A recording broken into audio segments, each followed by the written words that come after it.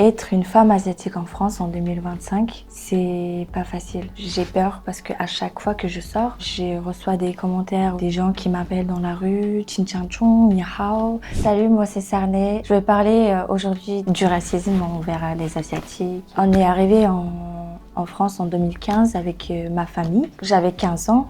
On a dû quitter notre pays et la Mongolie. Donc pour moi, c'était un peu compliqué. J'ai dû laisser ma famille, mes amis, ma langue, mes repères. À l'arrivée en France, du coup, je suis rentrée en collège directement. Je parlais pas du tout en français. Je savais même pas dire un seul mot en français. C'est ça qui était le plus compliqué. Et j'ai vite ressenti que j'étais différente des autres. Même mes traits de visage, la façon dont je pense, la vision des gens. En fait, tout était très très différente. La première forme de racisme, j'ai vécu au collège. On me disait Ni Hao, Chin Chong, chinoise. Au début, je comprenais pas pourquoi on me disait ça. Les enfants, ils faisaient comme ça avec leurs yeux. On se rend compte pas, mais ça nous blesse beaucoup, ce genre de truc. Un jour, un garçon au lycée, il m'a insulté de mongol. Et c'est là que je me suis rendu compte que le mot mongol était une insulte. C'était un choc aussi d'entendre mon origine comme une insulte. Ça m'a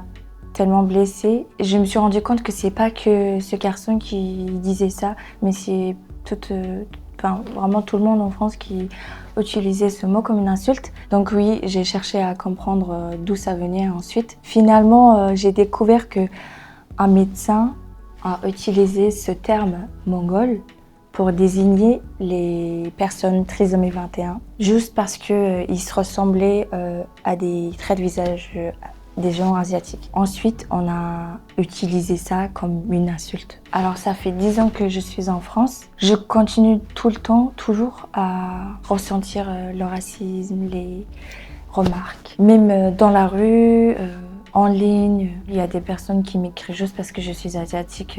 Par exemple, tu veux être ma première asiatique.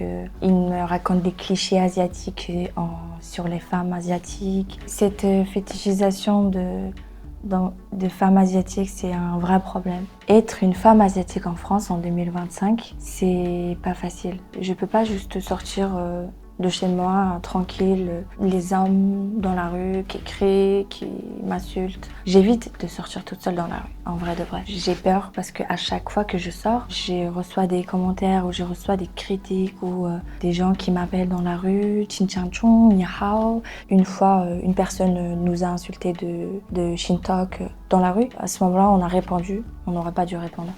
J'ai reçu des coups de poing et puis on a fini au commissariat.